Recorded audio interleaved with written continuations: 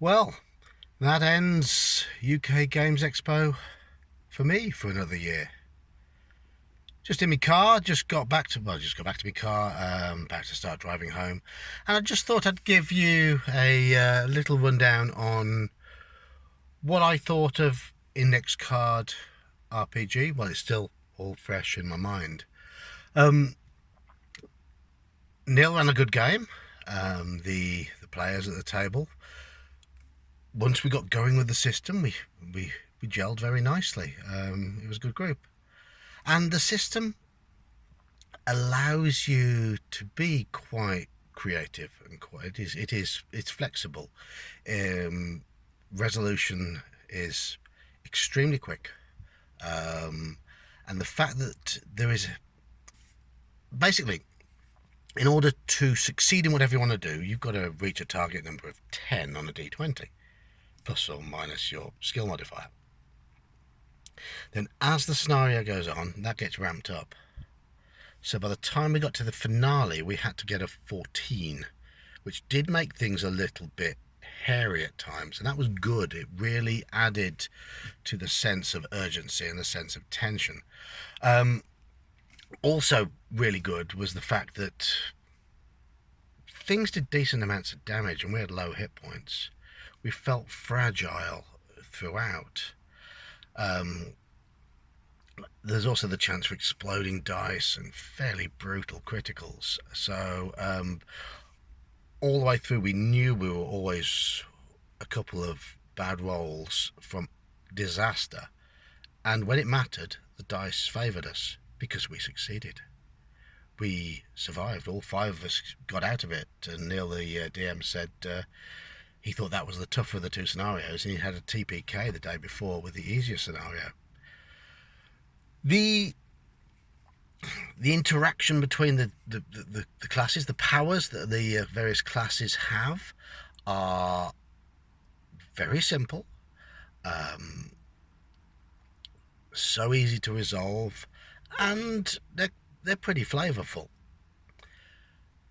So, on the whole, yeah, I think it's pretty good. It runs quickly, it runs smoothly, and there's plenty of scope there for a group to work together.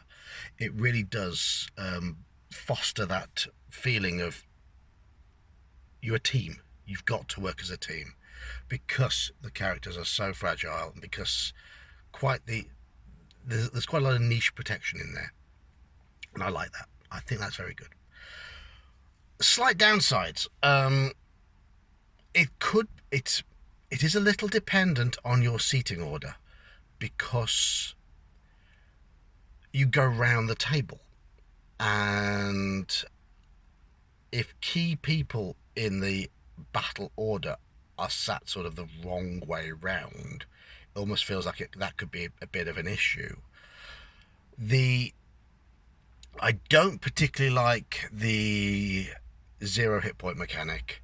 That's ripped straight from 5th edition, in that you can spring straight back up again if you're healed.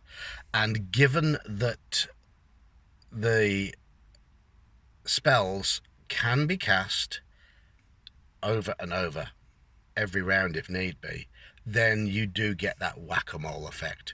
But that assumes that spells are successfully cast, because it also takes this bit from DCC, where yes, spell using classes can keep using them, but they've got to roll a skill roll to do it successfully, and that skill roll goes up as the adventure progresses. It starts off nice and straightforward at 10, but it's 14 by the end of it.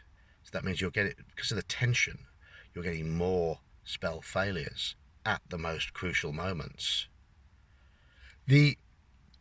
So that, in essence, because you can't rely on the healer pulling you up as and when it matters, it still feels tense. You still feel fragile. You're still a couple of bad rolls away from death. And with me being an old school player, I like my Call of Cthulhu. I'm currently running OSC and MERP.